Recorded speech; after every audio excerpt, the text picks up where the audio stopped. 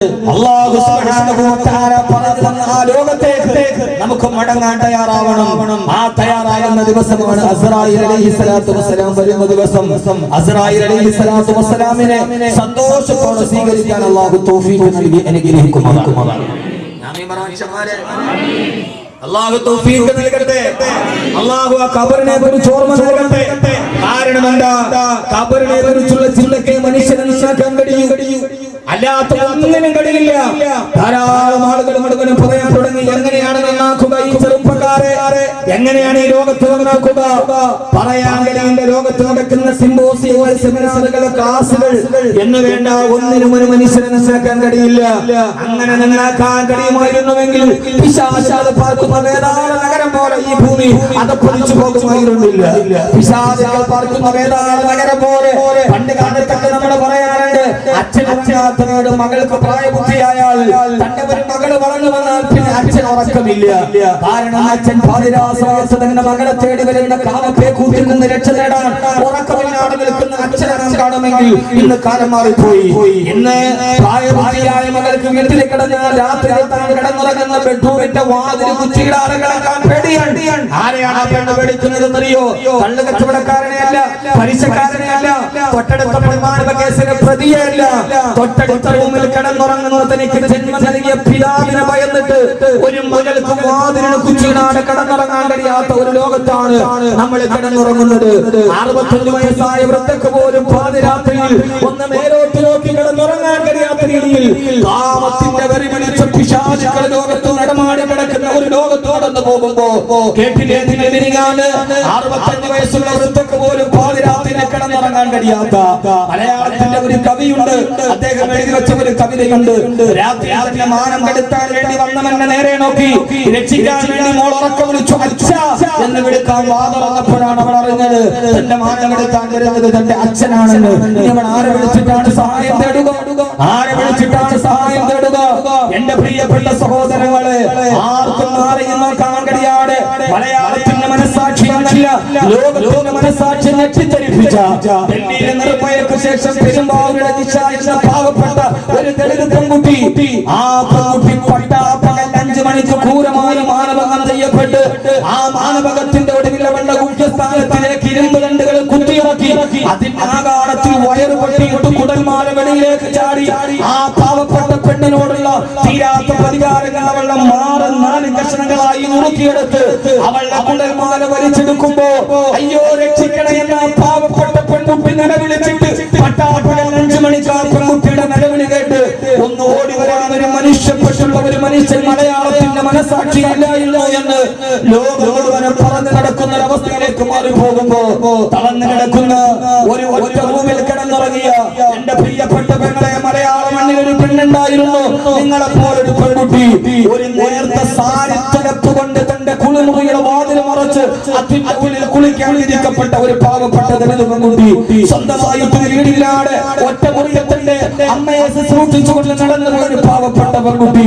താൻ വളർന്ന് LLBക്ക് പഠിച്ച് വക്കീലായാൽ തന്റെ അമ്മയ്ക്കെതിരെയുള്ള വ്യാജ കേസുകൾ വാദിക്കാൻ കഴിയുമെന്ന് പറഞ്ഞ് അമ്മയ്ക്കൊരു തണലാകാൻ ജീവിച്ച പെൺകുട്ടി 14 രൂപ കൊടുത്തിട്ട് ഒരു നേരത്തെ ഭക്ഷണം കഴിക്കാൻ കഴിയാതെ ഹോസ്റ്റലിൽ തലയിണയിൽ മലന്ന് കമഴ്ന്ന് കിടന്ന് പൊട്ടിക്കിടന്നൊരു പാവപ്പെട്ട പെൺകുട്ടി. ആ പാവപ്പെട്ട പെൺകുട്ടി അധികാരികളുടെ മുമ്പിലൂടെ ചോര ഒരുക്കുന്ന അധികാരികളുടെ മുമ്പിലൂടെ മടനയാത്തിന് വീടിന് വേണ്ടി നടന്നിട്ട് കിട്ടാതെ തന്റെ പ്രിയപ്പെട്ട മകൾ വൈകുന്നേരം ജോലി കഴിഞ്ഞു വരുമ്പോ വാതിൽ തുറന്ന സമയത്ത് വയറിൽ കുടൽമാല വെളിയിലേക്ക് ചിതറിത്തെറിച്ച് മുഖ്യസ്ഥാനത്താടെ ചോരച്ചാലുകൾ ഇറങ്ങി മാർഗങ്ങൾ മുറിക്കപ്പെട്ട് തന്റെ മകളെ കണ്ടപ്പോ മാനസിക നില തകർന്ന് നിലവിളിച്ച രാജേശ്വരി എന്ന മലയാളത്തിന്റെ അമ്മ പത്തനേകരയിൽ പൊട്ടിക്കരഞ്ഞൊക്കെ പറഞ്ഞൊരു വാക്കുണ്ട്, അടച്ചുമുച്ചുള്ള കുച്ചിടാൻ കഴിയുന്നൊരു വാതിലുള്ള വീട് എനിക്കുണ്ടായിരുന്നെങ്കിൽ എന്റെ മകളെ എനിക്ക് നഷ്ടപ്പെടുമായിരുന്നില്ല എന്ന്. ആരോടാണ് ഈ ചോദ്യം? ആരോടാണ് ഈ ചോദ്യം? ഇത് നമ്മൾ അറിഞ്ഞതപ്പോഴാണ്. ഇവിടെയാണ് ഐവയ്യത്തിന്റെ പ്രവർത്തകരെ ഞാൻ ആശംസിക്കുന്നത്. ഈ പാവപ്പെട്ട ഒരു നേരത്തെ ഭക്ഷണം കൊടുക്കാൻ, ഒരു നേരത്തെ മേൽക്കൂര മേഞ്ഞു കൊടുക്കാൻ കഴിയാൻ, അപ്പോഴും ആ നന്മയെ അംഗീകരിക്കാൻ നമുക്ക് കഴിയാതെ വന്നാൽ നമ്മൾ എത്രത്തോളം പിശാചുക്കളുടെ മനസ്സായി മാറിപ്പോയി എന്ന് നമ്മൾ ചിന്തിക്കേണ്ടതുണ്ട്. എന്റെ പ്രിയപ്പെട്ട സഹോദരങ്ങളെ, ആ പാവപ്പെട്ട അമ്മ കൊളുത്തുണ്ടായിരുന്ന ഒരു വാതിലുള്ള വീടിലേക്കുണ്ടായിരുന്നെങ്കിൽ എന്റെ മകൾ നഷ്ടപ്പെടുമായിരുന്നില്ല എന്ന് പറയുമ്പോ പട്ടാപ്പറ മലത്തി കിടത്തി മാനമാനയുടെ സൗമ്യയെ കൊള്ള ഗോവിന്ദസ്വാമിയെ തൂക്കിലേറ്റാൻ പറ്റിയിരുന്നെങ്കിൽ പെരുമ്പാവൂരിൽ ദിശ കൊല്ലപ്പെടുമായിരുന്നില്ല. അതുകൊണ്ടാണ് സുരേഷ് ഗോപിക്ക് പോലും പറയേണ്ടി വന്നത്, മാനമാനം ചെയ്യപ്പെട്ട് വലിച്ചെറിയപ്പെടുമ്പോ 7 ദിവസമായി പ്രതികളെ പോലും പിടിക്കാൻ കഴിയാതെ കേരളത്തിന്റെ കുശാഗ്രബുദ്ധിയുള്ള ലോകത്തെ ഏറ്റവും വലിയ കുശാഗ്രബുദ്ധിയുള്ള കേരള പോലീസ് പോലും വീട്ടിലെത്തപ്പോ സൗദിയിലെ പോലെ ശിക്ഷ നടപ്പാക്കിയിരുന്നെങ്കിൽ എന്ന് മനസ്സിന്റെ ഉള്ളിൽ കാവി പുറത്ത് സുരേഷ് ഗോപിക്ക് പോലും പറയേണ്ടി വന്നു എങ്കിൽ എന്റെ പ്രിയപ്പെട്ട സഹോദരങ്ങളെ എങ്ങനെയാണ് ഈ സമൂഹത്തെ നന്നാക്കുക? ആ വാർത്ത കേട്ട് നെറ്റിദ്ധരിക്കുമ്പോൾ പിറ്റേ ദിവസം നിൽക്കുന്ന 65 വയസ്സുള്ള വൃദ്ധയെ ബലാത്സംഗം ചെയ്തു, 4 വയസ്സുള്ള പേരക്കുട്ടിയെ മുത്തച്ഛൻ ബലാത്സംഗം ചെയ്തു, എല്ലാം കണ്ണാണെന്ന് കരുതുന്ന ഈ ലോകത്തോട് എങ്ങനെയാണ് ഈ മനുഷ്യന്റെ സമൂഹത്തെ നന്നാക്കുക? ഏത് വാത് പറഞ്ഞിട്ടാണ് നന്നാക്കുക? ഏത് സിംബോസിയം നടത്തിയിട്ടാണ് നന്നാക്കുക? എല്ലാവരും പറയുന്നു പട്ടാപ്പകൽ തങ്ങളെ പോലുള്ള പാവപ്പെട്ടവരെ നടുറോഡിൽ പേപ്പട്ടിയെ പോലെ തല്ലിക്കൊല്ലുമ്പോ ആ മനുഷ്യരുടെ ഹൃദയത്തിൽ എങ്ങനെയാണ് കരുണയുണ്ടാവുക എന്ന് ലോകമോഹനം പരിതപിക്കുമ്പോൾ എന്റെ പ്രിയപ്പെട്ട സഹോദരങ്ങളോട് എനിക്ക് പറയാൻ സമയമില്ല. ആദരവായ പ്രവാചകൻ നബി മുഹമ്മദ് മുസ്തഫ, ആദരവായ പ്രവാചകൻ നബി മുഹമ്മദ് മുസ്തഫ, ആദരവായ പ്രവാചകൻ നബി മുഹമ്മദ് മുസ്തഫ സല്ലല്ലാഹു അലൈഹി വസല്ലമയുടെ അടുക്കലേക്ക് വന്നിട്ട് സഹാബി പറഞ്ഞു, നബിയേ, എന്റെ ജീവിതത്തിൽ ഞാൻ ധാരാളം തെറ്റുകൾ ചെയ്തവനാണ്. ഞാൻ വ്യഭിചരിച്ചിട്ടുണ്ട്, കണ്ടുപിടിച്ചിട്ടുണ്ട്, പലിശ വാങ്ങിച്ചിട്ടുണ്ട്. എന്റെ ജീവിതത്തിൽ ഞാൻ വല്ലാത്ത തെറ്റുകൾ ചെയ്തവനാണ് നബിയേ. എനിക്ക് മനസ്സിൽ നന്നാവണമെന്ന് ആഗ്രഹമുണ്ട്, പക്ഷേ നന്നാവാൻ പലപ്പോഴും തീരുമാനിച്ചിട്ട് എനിക്ക് നന്നാവാൻ കഴിയുന്നില്ല. യാ റസൂലല്ലാഹ്, എന്റെ ഹൃദയത്തിന് മാറ്റമുണ്ടാകാൻ, എന്റെ ജീവിതത്തിന് മാറ്റമുണ്ടാവാൻ എന്നെങ്കിലും ഒരു ദിക്ർ പറഞ്ഞു തരണേ എന്ന് ഹബീബായ നബിയുനാ റസൂലുള്ളാഹ് സല്ലല്ലാഹു അലൈഹി വസല്ലം. എന്റെ ചെറുപ്പക്കാരെ നോക്കി, എല്ലാവരും ആഗ്രഹം റജബായി ശഅബാനായി നന്നാവണം. എങ്ങനെ നന്നാവാൻ ഒറ്റ മാർഗ്ഗമേ ഉള്ളൂ. അതാണ് നമ്മളിപ്പോ പറയാൻ പോകുന്നത്. ആദരവായ പ്രവാചകൻ നബി മുഹമ്മദ് മുസ്തഫ സല്ലല്ലാഹു അലൈഹി വസല്ലം പറഞ്ഞു, ചെറുപ്പക്കാരാ, നിനക്ക് നന്നാവണമെന്ന് ആഗ്രഹമുണ്ട്. റജബായി ശഅബാനായി അല്ലാഹുമ്മ ബാരിക് ലനാ ഫി ശഅബാൻ വബല്ലിഗ്നാ ശഹ്റ റമളാൻ.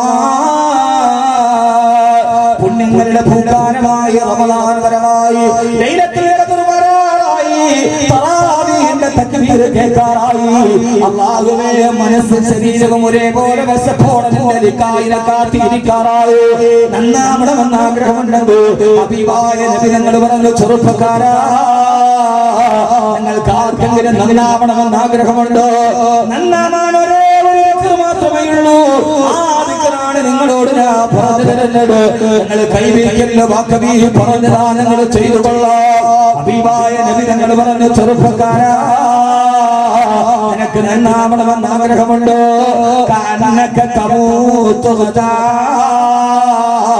നാളെ നീ മരിക്കുമെന്ന് ഉറപ്പിക്കുക. അതല്ലാതെ വേറെയില്ല, അതല്ലാതെ സ്വലാത്ത് വേറെയില്ല. മനുഷ്യന്റെ ജീവിതത്തിന് നന്നാകണമെങ്കിൽ ഒരേ ഒരു ദിക്ർ മാത്രമേ ഉള്ളൂ.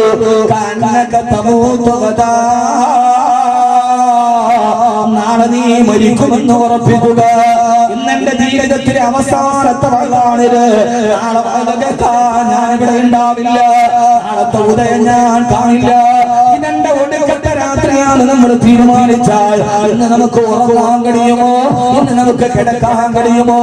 അല്ലാഹുവിന്റെ മുമ്പിൽ എഴുന്നേറ്റ് നിന്ന് നാളെ മരണം ഉറപ്പിച്ച ഒരാൾ തലേ ദിവസം രാത്രി ഉറങ്ങാത്തതുപോലെ, നാളെ വധശിക്ഷയ്ക്ക് വിധിക്കപ്പെട്ടവന് തലേ രാത്രി ഉറങ്ങാതെ കണ്ണീരണിഞ്ഞ് കിടക്കുന്നത് പോലെ ഓരോ ദിവസവും നീ ചിന്തിക്കുക.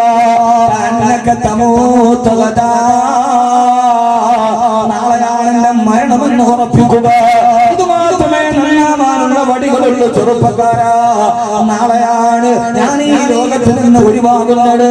നാളെയാണ് എനിക്ക് വേണ്ടി പള്ളിക്കാട്ടിൽ 6 മണി കൊടുക്കപ്പെടുന്നത്. നാളെയാണ് എന്റെ ബന്ധുമിത്രാദികൾ എന്നെ താങ്ങിയെടുത്ത് പള്ളിയിലേക്ക് കൊണ്ടുപോയി 6 മണ്ണിലേക്ക് ഇറക്കി വെച്ചിട്ട് മണ്ണിട്ട് മൂടിയിട്ട് എല്ലാവരും തിരിച്ചുപോയി. കബറിലെ രാത്രി ഞാൻ ഇങ്ങനെ മണ്ണിന്റെ അടിയിൽ മറന്നു കിടക്കുകയാ. കബറിലെ ആദ്യരാത്രിയുടെ ചില അനുഭവങ്ങൾ ഞാൻ നിങ്ങൾക്ക് പറഞ്ഞു തരട്ടെയോ? ആദ്യത്തെ രാത്രിയോടെന്നറിയോ, എല്ലാവരും നമ്മിൽ നിന്ന് പിരിഞ്ഞു പോയി. 6 മണ്ണിന്റെ ഉള്ളിലും മണ്ണോട് ചേർന്ന് കിടന്നിട്ട് ഓരോ സമയത്തും പക്കത്തൂടെ നടന്നു പോകുമ്പോൾ നമ്മൾ പറയും, ആ കാണുന്ന മണ്ണെനിക്ക് വേണം, കണക്കായ സ്ഥലമാണ്, ഏത് വില കൊടുത്ത് ഞാനതിനെ സ്വന്തമാക്കും. ഓരോ നല്ല നല്ല സ്ഥലം കാണുമ്പോൾ നമ്മൾ പറയും, കണ്ണായ മണ്ണാണ്, എന്ത് കൊടുത്ത് ഞാനിതിനെ സ്വന്തമാക്കുമെന്ന് നീ വിചാരിക്കുമ്പോ ആ മണ്ണ് നിന്നോട് തിരിച്ചു പറയുന്നുണ്ട്, ഒന്നും തരാതെ നിന്നെ ഞാൻ സ്വന്തമാക്കുമടാ, എന്നെ മാറിടത്തിന് വന്ന് നീ മണന്ന് കിടക്കുമടാ. അന്നാണ് ലോകത്തിന്റെ ഏറ്റവും വലിയ അത്ഭുതകരമായ ഒരു മനുഷ്യന്റെ ജീവിതത്തിന്റെ ഏറ്റവും പ്രധാനപ്പെട്ട രാത്രി. അന്ന് നമുക്ക് ആരുമില്ലാതെ ഏകനായി കബറിൽ കിടക്കുന്ന അവസ്ഥയാ. 6 മണ്ണിൽ ഒരാളെ അടക്കപ്പെട്ട് കഴിഞ്ഞാൽ 40 ദിവസം കഴിഞ്ഞിട്ട് കബർ നോക്കിയാൽ അവിടെ കുറെ നുരുമ്പിച്ചറിച്ച എല്ലുകളല്ലാട് അവന്റെ ശരീരം കാണില്ല, അവന്റെ ചുണ്ട് കാണില്ല, അവന്റെ മാംസം കാണില്ല. 40 ദിവസം കഴിഞ്ഞാൽ മണ്ണിലേക്ക് നുരുമ്പിച്ചറിച്ച എല്ലുകളല്ലാട് മറ്റൊന്നും കാണാൻ കഴിയുന്നില്ലെങ്കിൽ പൊന്നുമോനെ നീ ചിന്തിക്കണ്ട, അതോടെ എല്ലാം അവസാനിച്ചു വന്ന് ആദരവായ റസൂലുള്ളാഹി സ്വല്ലല്ലാഹു അലൈഹി വസല്ലം പറയുകയാണ്, ശരീരം മണ്ണോട് ചേർന്ന് പോയാൽ ഖബറിൽ അടക്കപ്പെട്ട ഒരാൾ ഇമാം മുഅദ്ദബുൻ ഔ മുനഅമുൻ ഇലാ യൗമിൽ ഖിയാമ. ആ ഖബറിലടക്കപ്പെട്ട മയ്യത്ത് ഒന്നുകിൽ ഖിയാമത്ത് നാൾ വരെ ശിക്ഷിക്കപ്പെടുകയാണ്, അതല്ലെങ്കിൽ ഖിയാമത്ത് നാൾ വരെ അത് ഖബറിന്റെ അനുഭവങ്ങൾ അനുഭവിച്ചു കൊണ്ടിരിക്കുകയാണെന്ന് ശഫീഉൽ വറ നബി മുഹമ്മദ് മുസ്തഫ സല്ലല്ലാഹു അലൈഹി വസല്ലം ഒരാളെ കബറടക്കി കഴിഞ്ഞാൽ മണ്ണോട് ചേർന്ന് പോയാലും രണ്ടവസ്ഥയാണ്, ഇമാം മുഅദ്ദബുൻ ഔ മുനഅമുൻ ഇലാ യൗമിൽ ഖിയാമ.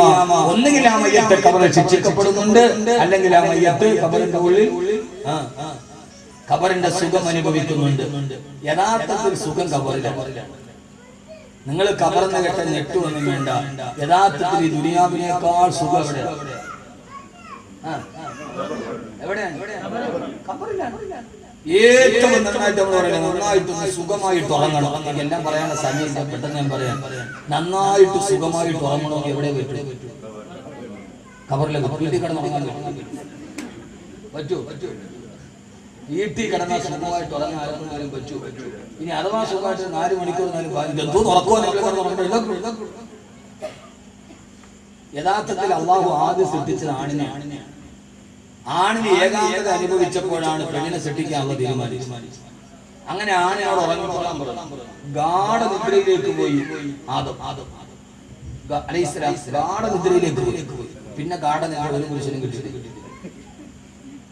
അന്നാണ് ആദ്യമായി പുരുഷൻ ഗാഠനിദ്രയിലേക്ക് പോയത്. ആ ഉറക്കത്തിൽ വാരിയെ ഊരിയെടുത്തിട്ട് പെണ്ണിനെ സൃഷ്ടിച്ചു. പിന്നെ പുരുഷൻ ഉറങ്ങി പിന്നെ ഉറങ്ങാൻ പറ്റില്ല. പിന്നെ പെണ്ണായി, പടക്കോഴിയായി, കുട്ടികളായി, കുഞ്ഞായി, കുടുംബരായി. യഥാർത്ഥത്തിൽ ഏറ്റവും നന്നായിട്ട് ഉറങ്ങാൻ പറ്റുന്ന എവിടെയാണ്? ഖബറിലാണ്. ഞാൻ പറഞ്ഞുതരാം. അല്ലാഹു നമുക്ക് ബോധം തരട്ടെ.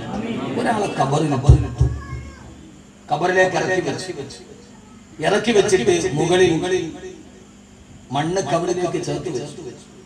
യഥാർത്ഥത്തിൽ മണ്ണ് കൊണ്ട് പടച്ച മനുഷ്യനെ മണ്ണിലേക്ക് മടക്കുക. അതാണ് മണ്ണ് ഖബറിലേക്ക് വെക്കുക.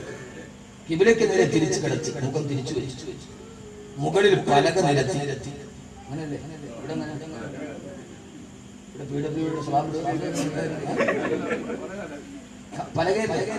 പലക നിരത്തി. പലകയുടെ മുകളിൽ പായിടും. എന്തിനാ പലകയുടെ മുകളിൽ പായിടുന്ന? വെടവുണ്ടാവാതിരിക്കാൻ. ഒരു വെടവും ഒരൽപ്പം വെളിച്ചം പോലും ഉള്ളിലോട്ട് കിടക്കാൻ. ഒന്ന് ചിന്തിക്കുക. ഏതായാലും അവനാണ് ഇത് കാണേണ്ടി വരും, ഉറപ്പാണ്. അള്ളാഹു നമ്മളെ കാക്കട്ടെ. മലന്ന് നമ്മൾ കിടക്കുന്നു, കണ്ണിന്റെ മുകളിൽ പലക വന്ന് മൂടുന്നു. പലകയുടെ മുകളിൽ ഒരു അല്പം സുഷിരം പോലും വെളിച്ചം കിടക്കാൻ പാടില്ല. മുകളിൽ പിന്നെ മണ്ണിട്ട് മൂടി. ഇനി ആ കബറിലേക്ക് ഒരല്പം വെളിച്ചം കിടക്കൂ, ഒരല്പം വായു കടക്കൂ. ഇവിടെ ഇരുന്നിട്ട് ഈ 1 മണിക്കൂർ കൊണ്ട് കയ്യിൽ പേപ്പറിലിട്ടിരുന്നിട്ട് ഇങ്ങനെ ആട്ടണ പെണ്ണെ അവിടെ കിടന്നിട്ട് എങ്ങനെ കിടക്കുക? ചൂടുണ്ടോ? ഇപ്പൊ ചൂടുണ്ടോ? ഇല്ല. ചൂടിനെ കുറിച്ച് പറഞ്ഞ സമയം നമ്മുടെ വേറെ മാർഗമല്ല. ഞാൻ ചൂടിനെ കുറിച്ച് പറഞ്ഞു. നരകം ശ്വാസം വന്ന് കാണിച്ചു മുസ്ലിം ഉദ്ധരിക്കുന്ന ഹരീത. എല്ലാവരും നമുക്ക് വല്ലാത്ത ചൂടാണ്. ആരുടെ മണ്ണിൽ പലകയിട്ട് മൂടിയിട്ട് ഈ പായുടെ മുകളിലേക്ക് മണ്ണ് മാറിയിട്ടാൽ ഒരൽപ്പം വെളിച്ചം പോലും കബറിലേക്ക് കിടന്നവരാണ്. കൂരാകൂരിന്റെ തടവറയിൽ കിടക്കുമ്പോ ഹബീബായ നബി സല്ലല്ലാഹു അലൈഹി വസല്ലം പറയുകയാ, ഓരോ ദിവസം ഖബർ വിളിച്ചു പറയുന്നുണ്ട്, അമാ തസ്തഹീ മിനല്ലാഹ്. ഈ വക്കമ്പള്ളിയിലെ ഖബർസ്ഥാൻ വിളിച്ചു ചോദിക്കുന്നു, നിനക്ക് അല്ലാഹുവിനെ ഓർത്തിട്ട് ലജ്ജയില്ലേ? നാളെ എന്റെ അടുത്ത് വന്ന് കിടക്കണമെന്ന് നിനക്ക് ഓർമ്മയില്ല മനുഷ്യ? അന ബൈത്തുൽ വഹദാ അന ബൈത്തുൽ ഉൽമാ അന ബൈത്തുൽ തൂൽ. ഞാൻ ഏകാന്തതയുടെ വീടാണ്, ഞാൻ പുഴുക്കളുടെ വീടാ, ഞാൻ ഏറ്റവും വലിയ ചൂടിന്റെ വീടാ. ഓരോ ദിവസവും നമ്മുടെ ഖബർ നമ്മളോട് വിളിച്ചു പറയുന്നുണ്ട്. പക്ഷേ നമുക്കത് മനസ്സിലാകുന്നില്ല. ഹബീബായ റസൂലുള്ളാഹി സ്വല്ലല്ലാഹു അലൈഹി വസല്ലം പറയാ, ഇല്ല പെങ്ങളെ, ഇല്ല. യഥാർത്ഥത്തിൽ ഖബറിലാണ് ഏറ്റവും വലിയ സുഖമുള്ളത്. ഹബീബായ നബി സല്ലല്ലാഹു അലൈഹി വസല്ലം പറയുകയാണ്, ഒരു സത്യവിശ്വാസിയായ മനുഷ്യനെ ഖബറിലേക്ക് കിടക്കിയിട്ട് പലക മൂടി, പായിട്ട് മൂടി, മണ്ണിട്ട് മൂടി, ഒരൽപ്പം വെളിച്ചമോ കാറ്റോ കിടക്കാട്. തിരിഞ്ഞു കിടന്നാലും മണ്ണ്, മറിഞ്ഞു കിടന്നാലും മണ്ണ്, മുകളിലും മണ്ണ്, താഴെയും മണ്ണ്, ആരുമില്ലാതെ ഒറ്റയ്ക്ക് കിടക്കുന്ന രാത്രി. ആ രാത്രിയിൽ അവൻ സത്യവിശ്വാസിയാണെങ്കിൽ, അല്ലാഹുവിനെ പേടിച്ച് ജീവിച്ചവളാണെങ്കിൽ, അവൾ ഔറത്ത് മറച്ച് നമസ്കാരത്തോടെ പടച്ചറപ്പിനെ ഭയന്ന് ജീവിച്ചവളാണെങ്കിൽ, ഹബീബായ നബി തങ്ങൾ പറയാ, ആ ഖബറിൽ അവൾ നേരെ നോക്കി കിടക്കുന്ന ഭാഗം പടിഞ്ഞാറേക്ക് നോക്കിയിട്ടാണല്ലോ നമ്മൾ കിടക്കുക. അവനെതിരേക്കാണോ നോക്കി നോക്കുന്നത്? അതിന്റെ എതിർഭാഗത്ത് ഒരു ജനാല തുറക്കപ്പെടുന്നുണ്ട്. ഇത് വെറുതെയല്ല, ഇത് അഹ്മദ് കബീർ ഗൂഗിളിൽ നോക്കിയിട്ട് പറയുന്നതല്ല. അവൻ നോക്കുന്ന ഭാഗത്തൊരു ജനാല തുറക്കപ്പെടും. ആ ജനാല തുറക്കപ്പെടുമ്പോ 6 അടി മണ്ണിൽ കിടന്നുകൊണ്ട്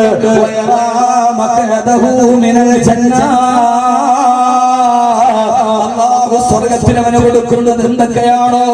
അവൻ ഈ മരണം കടന്ന് പരലോകത്തെഴുന്നേറ്റ് നിന്ന് ഹിസാബ് കടന്ന് സിറാത്ത് കടന്ന് നാളെ സ്വർഗത്തിൽ നമുക്ക് എന്തൊക്കെയാണോ നൽകാൻ ഉദ്ദേശിക്കുന്നത്, അത് മുഴുവന് ഖബറിൽ കിടന്നുകൊണ്ട് കാണാൻ. ആ ജനാലയിലൂടെ മറുഭാഗത്തേക്ക് നോക്കിയാൽ കാണുന്നത് സ്വർഗമാണ്. എന്നെ കേൾക്കുന്ന വക്കത്തെ എന്റെ പ്രിയപ്പെട്ട ചെറുപ്പക്കാരാ, മനസ്സിലെ വിശേഷം നായെ പോലെ പാവപ്പെട്ടവനെ തന്നെ കൊല്ലാനല്ല. ആര് മരിച്ചാലും ആര് കൊല്ലപ്പെട്ടാലും 6 അടി മണ്ണിൽ വക്കത്തെ പള്ളിയുടെ ഖബറിന് പറയാ കഥകളേറെയുണ്ട്. 7 മണിക്ക് ലോകത്തുള്ള 140 ആട്ടത്തിൽ ഏതൊക്കെ പെണ്ണ് തുണിയൊരുഞ്ഞാടിയാലും റിമോട്ടിന്റെ ചാനൽ നോക്കിയിട്ട് കാണുന്ന എന്റെ പ്രിയപ്പെട്ട മുസ്ലിം സംഘങ്ങളെ, കഥ ചോദിക്കേണ്ടത് ഏഷ്യാനെറ്റിനോടല്ല, കഥ പറഞ്ഞത് കരയേണ്ടത് സൂര്യയുടെ സീരിയൽ കണ്ടിട്ടല്ല. 6 അടി മണ്ണിലെ പെണ്ണിനോട് ചോദിച്ചു, മണ്ണ് കൊറേ കഥ നിനക്ക് പറഞ്ഞു തരുക. ആ മണ്ണിനാണ് ജനത തുറക്കപ്പെട്ടത്. വക്കത്തെ പള്ളിയുടെ ഖബറിനടക്കം ചെയ്തിട്ട് നമ്മുടെ പൊന്നുമക്കൾ നമ്മുടെ വീട്ടിൽ തിരിച്ചെത്തുന്നതിന് മുമ്പ് വാപ്പാനെ ഒത്തിട്ട് ആരും കരയണ്ട, ഉമ്മാനെ ഒത്തിട്ട് ആരും കരയണ്ട. മയ്യത്തിലെ കരച്ചിലിന് അടിസ്ഥാനമില്ല. എന്റെ ഭർത്താവിന് ആരാണുള്ളതെന്ന് ചോദിക്കുക. ഒരു 6 ദിവസം മുമ്പ് തിരുവനന്തപുരം സന്നദ്ധ മസ്ജിദിൽ ഞാൻ ജോലി ചെയ്യവേ റമദാനിന്റെ സ്ത്രീകളുടെ പ്രവാസം നടക്കുമ്പോൾ ഒരാളിനോട് പറഞ്ഞ് സ്ഥിരമായി വരുന്നൊരു പെൺകുട്ടിയുടെ ഭർത്താവ് മരിച്ചുപോയി. സഹോദരങ്ങളെ, രാവിലെ 4 മണിക്ക് അലാറം വിളിച്ചെഴുന്നേറ്റ് കുഞ്ഞുമക്കൾക്ക് മുത്തം കൊടുത്തു. തമിഴ്നാട്ടിൽ മീൻ കച്ചവടത്തിന് പോയടാ. വാഹനാപകടത്തിൽപ്പെട്ട് വാഹനത്തിന്റെ അടിയിലേക്ക് കയറിയ പ്രിയപ്പെട്ട ഭർത്താവ് ചേതനയറ്റ ശരീരമായി വീട്ടിൽ വരുമ്പോ അന്നസർ നമസ്കാരത്തിന് വിശുദ്ധ റമദാനിന് ബാങ്ക് വിളിക്കുമ്പോ ആ മനുഷ്യന്റെ ഖബറടക്കപ്പെട്ടു. 3 വയസ്സും 5 വയസ്സുമുള്ള 2 മക്കളുണ്ട്. ആ മക്കളെ തളം നിറങ്ങിക്കിടന്നു. പാതിരാ സമയത്ത് ഇശാന്റെ ബാങ്ക് വിളിക്കുമ്പോ 4 വയസ്സുള്ള പൊന്നുമോ ചാടിയേറ്റിട്ട് പറഞ്ഞു, ഉമ്മ എന്റെ ഉമ്മത്തെ പൊന്നുമോനെ, എനിക്കെന്റെ ഉപ്പാനെ കാണണമുമ്മ. അസരണവന്റെ വാപ്പാനെ മണ്ണിനടിയിലേക്ക് വെച്ചിട്ട് മണ്ണ് മാറിയിട്ടവൻ കണ്ടതാണ്. ആ പൊന്നുമോന്റെ കയ്യിലാരോ മണ്ണ് മാറിയിട്ട് കൊടുത്തതാണ്. രാത്രി അവൻ പറഞ്ഞു, ഉമ്മ നമുക്ക് പള്ളിക്കാട്ടിൽ പോകാം. എന്തേപോലെ നമ്മുടെ പ്രിയപ്പെട്ട ഉപ്പച്ചി അവിടെ ഒറ്റയ്ക്കല്ലേ, ഇന്നേ വരെ ഞാനില്ലാതെ എന്റെ ഉപ്പച്ചി കിടന്നിറങ്ങിയിട്ടില്ല. ഉറക്കത്തിൽ എഴുതിട്ട് പൊന്നുമോ പൊട്ടിക്കിടന്നിട്ട് ഞാനിന്ന് അടുത്തില്ലെങ്കിൽ എന്റെ ഉപ്പച്ചി ഉറങ്ങില്ല ഉമ്മ. അതുകൊണ്ട് എന്റെ ഉപ്പാനെ 4 മണിക്ക് കുടിച്ചിട്ടാ കബറിൽ കൊണ്ടുപോയി കിടത്തണമെന്ന് പൊന്നുമോ വാശി പിടിച്ച് കിടന്നപ്പോ പിന്നെ 27 ദുആക്ക് വന്നിട്ട് എന്നോട് പറഞ്ഞ സംഭവമാണിത്.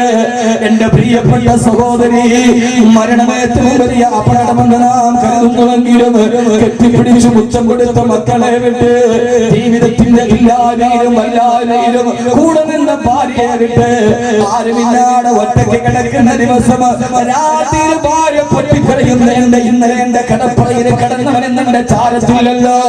പേടിക്കല്ല മക്കളെ, അല്ലാഹുവിനെ അനുസരിച്ച് ജീവിച്ചവനാണെങ്കിൽ നിങ്ങൾ പള്ളിക്കാട്ടിൽ വന്ന് പോയാലുടനെ കബറിലെ രാത്രിയിലുടൻ തന്നെ പടിഞ്ഞാറ് ഭാഗത്തിൽ ജനാല തുറക്കപ്പെടുമത്രേ. ആ ജനാലയിലൂടെ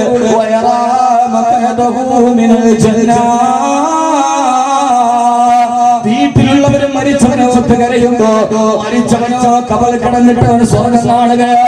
അവൻ സ്വർഗത്തിന്റെ ഹൂരയങ്ങളെ കാണുന്നു, അവൻ സ്വർഗത്തിന്റെ പുഴ കാണുന്നു, അവൻ സ്വർഗത്തിന്റെ പഴവർഗ്ഗങ്ങൾ തനിക്ക് വേണ്ടി കുടച്ചുറപ്പിങ്ങനെ പാകത്തിൽ നിൽക്കുന്നത്. കിളക്കണ്ട പൂട്ടണ്ട, വെയിൽ കൊള്ളണ്ട, നിനക്കുള്ളതൊന്നും തന്നെ നീ അറിയണ്ട. തനിക്ക് വേണ്ടി പഴവർഗ്ഗങ്ങൾ വെച്ചിരിക്കുന്നു, തനിക്ക് വേണ്ടി തേനിന്റെ പാലൊടുകൊണ്ട്, തനിക്ക് വേണ്ടി പുഴകൊടുക്കുന്നു, തനിക്ക് വേണ്ടി ഊരി പെണ്ണുങ്ങൾ കാത്തു നിൽക്കുന്നു, തനിക്കുടിക്കാ പച്ചപ്പട്ടു വസ്ത്രങ്ങളും തനിക്കിരിക്കാ സ്വർഗത്തിന്റെ കസേരയും ഇതെല്ലാം കണ്ടുകൊണ്ടാണ് കബറിലെ രാത്രി മുത്തീങ്ങളെ കബറിൽ കഴിയുന്നതെന്ന്. അതുകൊണ്ട് പൊന്നുമോനെ, റബ്ബിലേക്ക് മടങ്ങിക്കൊള്ളുക, അല്ലാഹുവിലേക്ക് മടങ്ങിക്കൊള്ളുക, ജീവിതത്തെ നന്നാക്കിക്കൊള്ളുക. കബർ നിന്റെ പട്ടുമത്തയാണ്, കബർ നിന്റെ ജീവിതമാണ്. എന്നിട്ട് ഹബീബായ നബി തങ്ങൾ പറയുക, ആ ജനാല രാവിലെയും വൈകുന്നേരവും തുറക്കപ്പെടും. രാവിലെ തുറക്കപ്പെടുമ്പോ ആ സമയത്ത് സ്വർഗത്തിന്റെ പരിമളമാ വാതിലൂടെ അകത്തേക്ക് കിടക്കും, സ്വർഗത്തിന്റെ തണുപ്പകത്തേക്ക് കിടക്കും. ആ വന്ന തണുപ്പ് വൈകുന്നേരം വരെ നിലനിൽക്കും. വൈകുന്നേരമാകുമ്പോ വീണ്ടും ആ ജനാല തുറക്കപ്പെടുമത്രേ. അപ്പോ സ്വർഗത്തിന്റെ തണുപ്പും നറുമണവും കബറിലേക്ക് വരുമത്രേ. പിറ്റേ ദിവസം രാവിലെ വരെ ആ തണുപ്പ് കബറിൽ നിലനിൽക്കുമെന്ന്. പെങ്ങളെ, ഇപ്പം നീ അനുഭവിക്കുന്ന ചൂട് പോലും എന്റെ ആരുടെ കബറിലില്ല. നമ്മളൊക്കെ ഇപ്പൊ രാത്രി AC ഇട്ടാൽ കുറെ കഴിയുമ്പോൾ ഓഫാക്കിയാലും അതിന്റെ തണുപ്പ് രാവിലെ വരെ നിലനിൽക്കുമല്ലോ. രാവിലെ വാതിൽ തുറന്നാൽ ആ വരുന്ന തണുപ്പ് അസർ വരെ നിലനിൽക്കും. അസർ തുറന്നാൽ രാവിലെ വരെ നിലനിൽക്കുമെന്ന്. ഈ ഭൂമിയിൽ AC കഴിയുന്നതിനേക്കാൾ തണുപ്പോട് നാളെ നിന്റെ കബറിലെ രാത്രി നിനക്ക് കിടന്നുറങ്ങാൻ കഴിയുമെന്ന് ഹബീബായ നബിയുനാ റസൂലുള്ളാഹി സല്ലല്ലാഹു അലൈഹി വസല്ലം. നമുക്ക് ഭാഗ്യം നൽകി അനുഗ്രഹിക്കുമാറാകട്ടെ. അല്ലാഹുവേ, അല്ലാഹുവേ, അല്ലാഹുവേ, നിന്നോട് ഞങ്ങൾ താണക്കേട് ചോദിക്കുകയാണ്. കബറിനുള്ളിൽ അടക്കപ്പെട്ടിട്ട് ഒരാളുമില്ലാതെ ആൾക്കൂട്ടത്തിന്റെ നടുവിൽ നിന്നവന് പുഴുക്കളുടെയും ചെതലുകളും നിങ്ങളുടെ ശരീരത്തിന്റെ മാംസത്തിലെ കരിഞ്ഞു കയറിയിട്ട് ഞങ്ങളുടെ കണ്ണുകളുടെ മുകളിലൂടെ ചിറകുകൾ തരന്നു പോകുമ്പോ സ്വർഗത്തിന്റെ വാതിൽ തുറന്ന് ഞങ്ങളെ സ്വർഗം കാണിക്കണേ. അല്ലാഹുവേ, സ്വർഗം കാണിക്കണേ അല്ലാ. അതെല്ലാവൻ തമ്മാടിയാണെങ്കിൽ, അതെല്ലാവൻ പച്ചച്ചമ്മാടിയാണെങ്കിൽ, മദ്യപാനവും ചരസും കഞ്ചാവും അവന്റെ ജീവിതത്തെ ഭരിച്ചാൽ ആര് മറഞ്ഞാൽ നിങ്ങളെ മാറില്ലെന്ന് കരുതുന്നവനെ അവൻ തമ്മാടിയാണെങ്കിൽ അവന്റെ പടിഞ്ഞാറ് ഭാഗത്ത് വാതിൽ തുറക്കപ്പെടും. ആ വാതിൽ തുറക്കുന്നത് നരകത്തിലേക്കാണ്. നരകത്തിന്റെ ചൂടവന്റെ കബറിലേക്ക് വരുമെന്ന്, ആ വാതിലിലൂടെ നരകത്തിന്റെ ചൂടകത്തേക്ക് വരുമെന്ന്. എന്താ നരകത്തിന്റെ ചൂടെന്ന് നിനക്കറിയോ പെങ്ങളെ? എന്താ നരകത്തിന്റെ ചൂടെന്നറിയോ? ഹബീബായ നബി സല്ലല്ലാഹു അലൈഹി വസല്ലം പറയുന്നതാ, ഇമാം മുസ്ലിം റളിയല്ലാഹു തആല ഉദ്ധരിക്കുന്നുണ്ട്, സഹാബ വല്ലാതെ ചൂട് നിങ്ങൾക്ക് വർദ്ധിപ്പിച്ചു കഴിഞ്ഞാൽ നിങ്ങൾ ലോഹർ നമസ്കാരത്തെ പിന്തിപ്പിക്കണേ. ലോഹർ നിസ്കാരം മാർഗ വിളിക്കുമ്പോ ചൂട് കൂടുതലാണെങ്കിൽ നിങ്ങൾ ആ നിസ്കാരത്തെ പിന്തിപ്പിക്കണേ. എന്നിട്ട് അല്ലാഹുവിന്റെ റസൂൽ പറയാ, നരകത്തിന്റെ ശ്വാസോച്ഛ്വാസമാണ് ഈ ചൂട് വർദ്ധിപ്പിക്കുന്നതെന്ന് ഹബീബായ നബിയുനാ റസൂലുള്ളാഹ്. നരകത്തിന്റെ തീയെ കുറിച്ച് കേൾക്കണോ? ഹബീബായ മുത്ത് പറഞ്ഞ നരകം ഒരു ദിവസം അവസാനോട് ആവലാതി പറഞ്ഞു അല്ലാഹ്. നരകത്തിന്റെ ഒരു ഭാഗം പറഞ്ഞു അല്ലാഹുവേ, മറുഭാഗത്തു നിന്ന് വരുന്ന ചൂട് എനിക്ക് സഹിക്കാൻ കഴിയുന്നില്ല അല്ലാഹ്. മനുഷ്യനല്ല, നരകം ഞങ്ങൾ റബ്ബിനോട് ആവലാതി പറയുന്നു. ഒരു ഭാഗം പറയാണ്, വലത്തെ ഭാഗം പറയുന്നു, ഇടത് ഭാഗത്ത് നിന്ന് വരുന്ന നരകത്തിന്റെ തീയുടെ ചൂട് എനിക്ക് സഹിക്കാൻ കഴിയുന്നില്ല റബ്ബേ. അപ്പം മറുഭാഗം പറഞ്ഞു, അവിടെ നിന്ന് വരുന്ന ചൂട് എനിക്ക് സഹിക്കാൻ കഴിയുന്നില്ല അല്ലാഹ്. പൊന്നു പെങ്ങളെ, നരകത്തിന് പോലും സഹിക്കാൻ പറ്റാത്ത ചൂടാണ് നരകത്തിലെ ചൂട്. ഫമാ അസ്ബറഹു പിന്നെ ഈ നരകത്തെ നീ എങ്ങനെയാ ക്ഷമിക്കുക? നരകത്തിന് പോലും നരകത്തിന്റെ ചൂട് സഹിക്കാൻ കഴിയുന്നില്ല. ആ ചൂടിങ്ങനെ വല്ലാതെ വർദ്ധിച്ചപ്പോ അല്ലാഹു പറഞ്ഞു, നരകമേ, നിന്റെ ഈ ചൂട് വർഷത്തിൽ 2 പ്രാവശ്യം നീ വെളിയിലോട്ട് തള്ളിക്കൊള്ളുക, നീ ഒന്ന് ശ്വാസോച്ഛ്വാസം നടത്തിക്കൊള്ളുക. നരകത്തിന്റെ ഉള്ളിലെ ചൂട് തട്ടിക്കെട്ടി നിന്നിട്ട് അത് വല്ലാതെ വർദ്ധിപ്പിക്കുമ്പോ നരകം ശ്വാസം വിടുന്നതാണ്. ഇന്ന് ഈ ദുനിയാവിൽ അനുഭവിക്കുന്ന ചൂടുണ്ട്. നബിയുനാ റസൂലുള്ളാഹ് സല്ലല്ലാഹു അലൈഹി വസല്ലമ പറക്കണ്ടടി പെണ്ണ്, ഇറുക്കമുള്ള വസ്ത്രവും ജീൻസും ടോപ്പ് വിട്ടിട്ട് ആണിന്റെ മുമ്പിലൂടെ ആടിക്കളിക്കടി പെണ്ണെ. ആര് പറഞ്ഞാലും നീ ഇതൊന്നും മാറ്റണ്ടടി പെണ്ണെ. പക്ഷേ കബറിൽ കിടക്കും നിങ്ങളെല്ലാം സ്ത്രീകളെ, അഴുകുന്നതാണ് ഈ മാംസമല്ല പെങ്ങളെ. അന്യപുരുഷനെ കാണാ സൗകര്യത്തിന് നീ വെളിവാട്ടി കൊടുത്ത നിന്റെ ഈ മാംസ കബറിലെ പുഴക്കള് തിന്നുമടി പെണ്ണ്, നരകത്തിന്റെ തീരം തുരുക്കുമടി പെണ്ണ്. അല്ലാഹുവിന്റെ റസൂൽ പറയാ, ഹബീബായ നബി തങ്ങൾ പറയാ, കബറിലേക്ക് അടക്കപ്പെട്ട് കഴിഞ്ഞാൽ ആ വാതിൽ തുറക്കുമ്പോ നരകത്തിന് പോലും സഹിക്കാൻ കഴിയാത്ത തീനാളങ്ങൾ നിന്റെ കബറിന്റെ ആദ്യരാത്രിയിൽ വരികയാ. കബറിലെ ശിക്ഷകൾ നിനക്ക് അനുഭവിക്കാൻ പറ്റുമോ? മഹാനായ ഇബ്നു അബ്ബാസ് റളിയല്ലാഹു തആല എന്റെ സഹോദരൻ പറയുന്നുണ്ട്, ഞങ്ങളെല്ലാവരും കുറെ പേര് ഹജ്ജ് നിർവഹിക്കാൻ പോയി.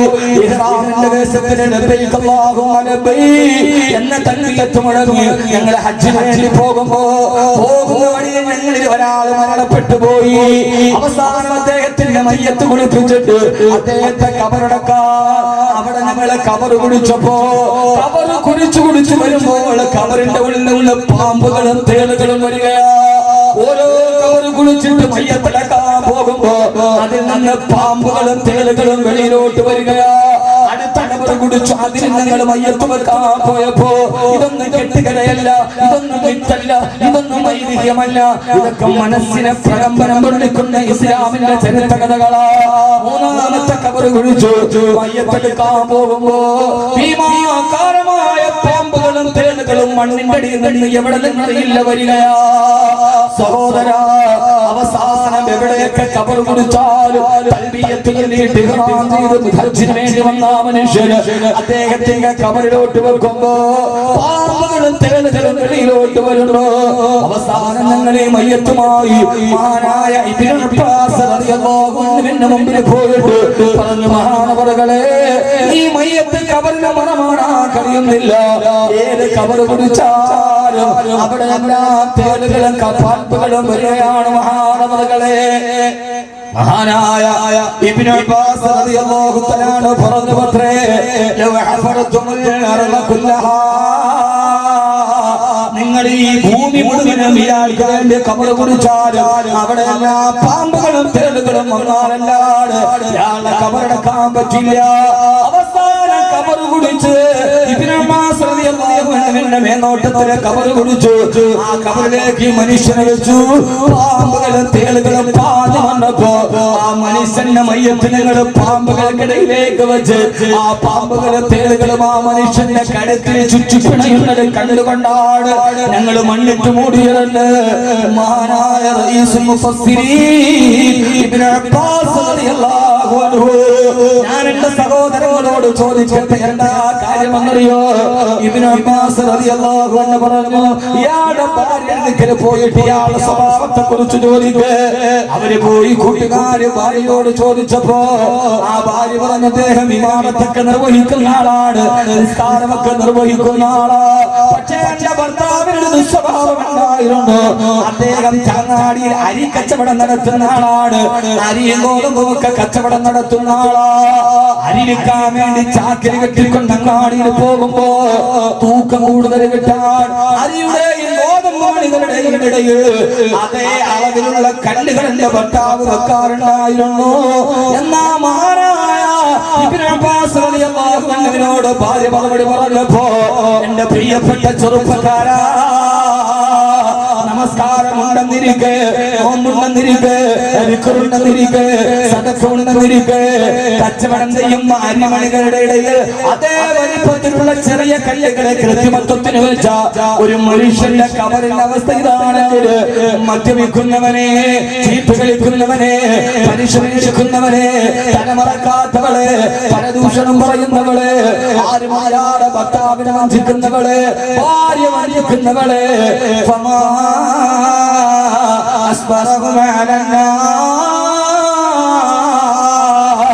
നാളെ കബറിലേതിന്റെ ആദ്യ രാത്രിയെന്ന് നിനക്ക് പറയാൻ കഴിയോ?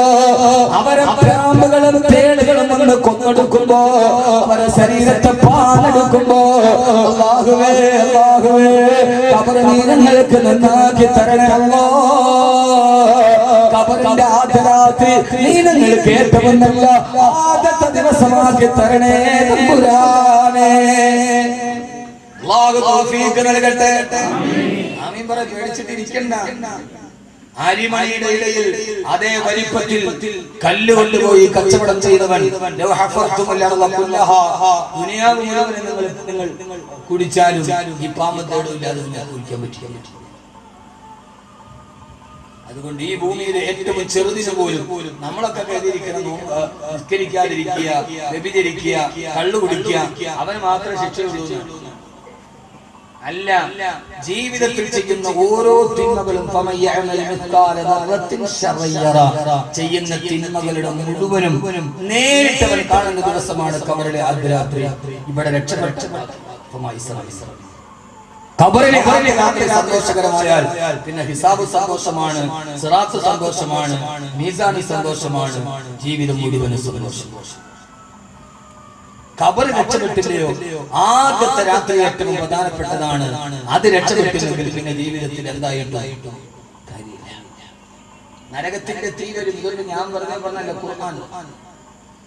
النار يعرضون عليها غدوا وعشيا ويوم تقوم الساعة. രാവിലെയും വൈകുന്നേരം ഖബറിൽ കിടക്കുന്നവന് അവരുടെ മുമ്പിൽ നരകത്തെ കാണിക്കപ്പെടുമെന്ന് അല്ലാഹുവിന്റെ വിശുദ്ധ ഖുർആൻ. അല്ലാഹു നമ്മളെ അതിൽ നിന്ന് കാക്കുമാറാകട്ടെ. അതുകൊണ്ടാണ് ഫാത്തിമ റളിയല്ലാഹു തആല കരഞ്ഞത്. അതുകൊണ്ടാണ് ഫാത്തിമ റളിയല്ലാഹു തആല കരഞ്ഞത്. എന്റെ പ്രിയപ്പെട്ട സഹോദരങ്ങളെ, ജീവിതത്തിൽ മണ്ണോട് ചേർന്ന് പോയാലും ഒന്നുകിൽ അതിനകത്ത് ശിക്ഷിക്കപ്പെടും, അല്ലെങ്കിൽ അല്ലെങ്കിൽ അതിൽ അനുഭവങ്ങൾ അനുഗ്രഹിച്ചുകൊണ്ടേ. അല്ലാഹു നമ്മളെ സ്വീകരിക്കട്ടെ. മഹാനായ ജാബിർ റളിയല്ലാഹു തആല ഇനി ഖബറിലെ ആദ്യ രാത്രി രക്ഷപ്പെടാവുന്ന രണ്ട് ദിക്ർ ഞാൻ പറഞ്ഞു. നേരത്തെ നമ്മൾ നല്ല ദിക്ർ തന്നെ പറഞ്ഞു. രക്ഷപ്പെടണമെന്ന് ആഗ്രഹമുണ്ടോ? ഒന്ന് ചെയ്യേണ്ടത് എന്താണെന്ന് സ്വാഭാവികമായി ഇബാദത്തുകളുടെ കാര്യത്തിൽ നമ്മൾ വലിയ പുറകില്ല. എത്ര നമ്മൾ വിചാരിച്ചാലും പിശാച് വരാനോട്ട്. ഖബറിൽ രക്ഷപ്പെടണമെങ്കിൽ രണ്ട് കാര്യങ്ങൾ പ്രത്യേകം ശ്രദ്ധിക്കുക. എത്ര കാര്യം? ഒന്ന്, രണ്ട് അവയവങ്ങളെ സൂക്ഷിച്ചു. രണ്ട് അവയവങ്ങളെ സൂക്ഷിച്ചു. നിങ്ങൾ എനിക്ക് 2 അവയവങ്ങൾക്ക് ജാമ്യം തന്നാൽ നിങ്ങൾക്ക് ഞാൻ സ്വർഗത്തിന് ജാമ്യം നൽകാമെന്ന് നബി മുഹമ്മദ് മുസ്തഫ. ഭയങ്കര ഹദീസാണ്. 2 അവയവത്തിന് നിങ്ങൾ ജാമ്യം തന്നാൽ സ്വർഗത്തിന് നിങ്ങൾക്ക് ഞാൻ ജാമ്യം തരാം. ഒന്ന് 2 അവയവങ്ങൾ ഏതാണ്? പറ.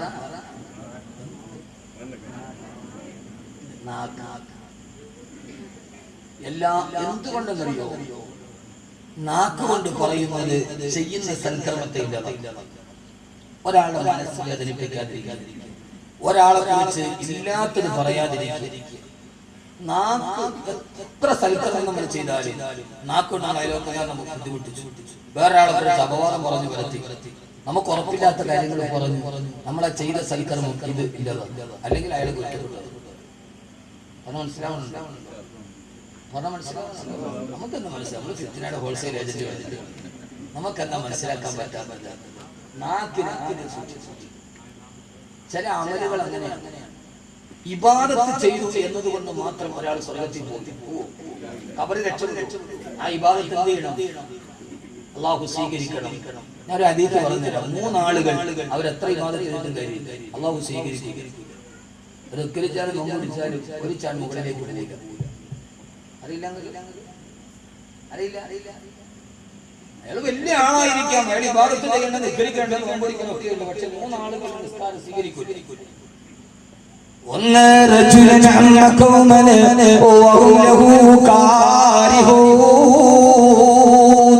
ഒന്ന് ഒരു പുരുഷൻ, അവൻ എത്ര നിസ്കരിച്ചിട്ടും കാര്യമില്ല. ഒരു പുരുഷനാണ് അയാളുടെ സമൂഹത്തിന്റെ നേതാവായി.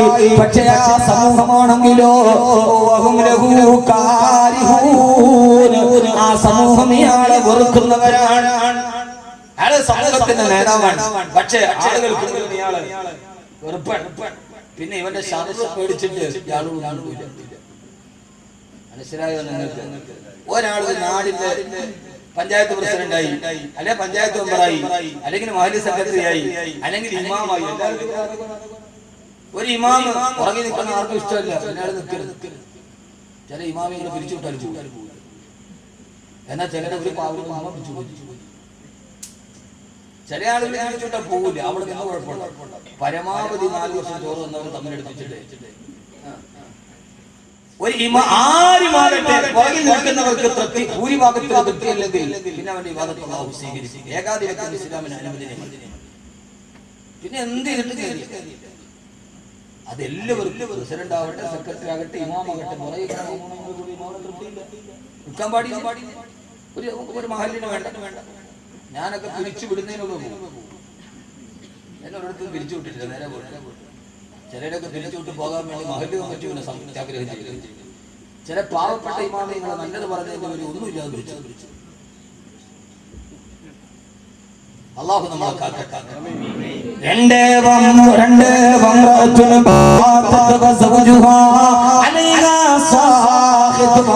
ഒരു പെണ്ണ് അവളവളുടെ ഭർത്താവിനോട് 24 മണിക്കൂറിലധികം പിണങ്ങി കഴിഞ്ഞാൽ, പിണക്കം ഒരു ദിവസത്തിനപ്പുറത്തേക്ക് പോയാൽ പിന്നെ നിസ്കാരപ്പായിലെ കണ്ണുനീര് പടച്ചറപ്പ് സ്വീകരിക്കുകയില്ല. ഒരു ദിവസത്തിനൊരു 24 hours ഭാര്യ ഭർത്താവ് പിണക്കം പോയാൽ പിന്നെ ചെയ്തിട്ട് 2 പേരും, ഭാര്യ മാത്രമല്ല ഭർത്താവ്. നിങ്ങൾ വലിയ കർമ്മന്മാരായിട്ട് ഇരിക്കണ്ട. 2 ഒരേപോലെ തന്നെ. ഭാര്യക്ക് മാത്രമല്ല സ്വർഗമുള്ളത്, ഭർത്താവിനുണ്ട്. പിന്നെ പരസ്പരം പൊരുത്തപ്പെട്ട് മിണ്ടിട്ട് അതുകൊണ്ട് ഒരു ദിവസം കഴിയുമ്പോൾ പരസ്പരം മിണ്ടണം.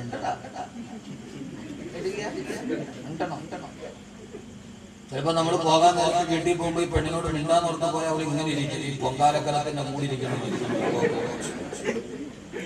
അവൻ നമുക്ക് ഒന്ന് തിരുവനന്തപുരത്ത് ബീച്ചിലൊക്കെ ഒന്ന് പോയിട്ട് ഞാൻ പറഞ്ഞു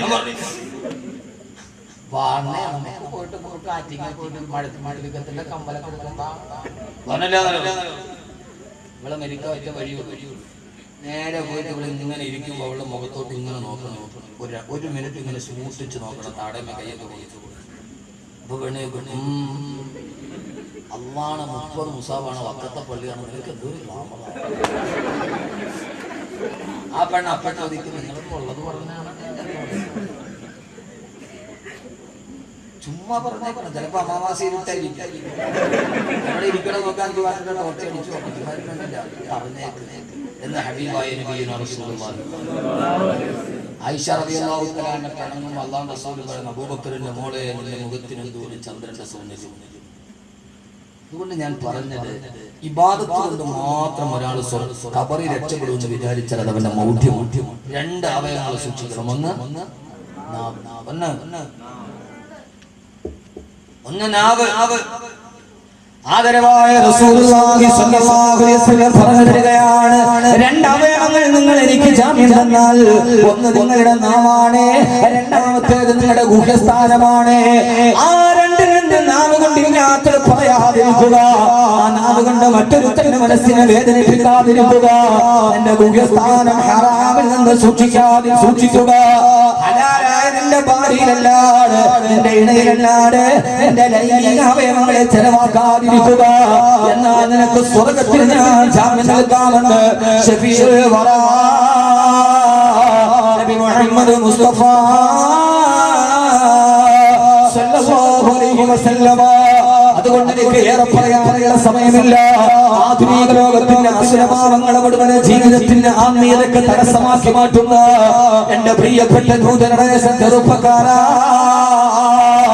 എവിടെ വരെയാണ് നമുക്ക് ഇങ്ങനെ ജീവിക്കാൻ കഴിയുക? ഖബറിലെ ആദരാധനയുടെ ദിവസത്ത് നമ്മുടെ മയ്യത്ത് കൊണ്ടുപോയി ഖബറിൽ വെച്ചാൽ ആ സമയത്ത് ഖബറിന്റെ പുതിയ ആപ്തമാരായിട്ട് കഴിയണം. മലക്കുകൾ വന്നിട്ട് ഏറ്റവും നന്നായിട്ട് ഉറങ്ങാൻ കഴിയുന്നത് എവിടെയാ? മലക്കുകൾ വന്നിട്ട് പറയും, നമുക്ക് നൗമത്തിൽ പുതിയ ആപ്ത ഉറങ്ങുന്നത് പോലെ ഉറങ്ങിക്കൊള്ളുക. ഖബറാണ് സുഖം, ഖബറാണ് സുഖം. പെണ്ണുങ്ങളൊക്കെ ഭർത്താവിനോട് വഴക്കിടുമ്പോ പറയും, മരിച്ചു കിട്ടിയാ മതിയായിരുന്നു. ആളുകൾ പറയാം, മരിച്ചാ മതിയായിരുന്നു, ഈ ദജ്ജാലിന്റെ കൂടെ ജീവിക്കണേനേക്കാൾ നല്ലത്. ചിലപ്പോ മനസ്സുകൊണ്ട് പറയും, ദുനിയാവിലല്ല അല്ലാഹുവേ മരിച്ചതിന് വേണ്ടില്ലായിരുന്നു. അങ്ങനെ പറയാൻ കഴിയണമെങ്കിൽ നിന്റെ ജീവിതം അങ്ങനെ ആവണം. യഥാർത്ഥത്തിൽ ഞാൻ തിരുത്തി പറയാണ്, ഖബറാണ് സുഖം, മാറണി മണ്ണല്ല. നമുക്ക് നൗമത്തിൽ പുതിയ ഉറങ്ങുന്നത് പോലെ ഖബറിൽ ഉറങ്ങിക്കൊള്ളുക. ഏത് വരെയാണ് ഉറക്കം?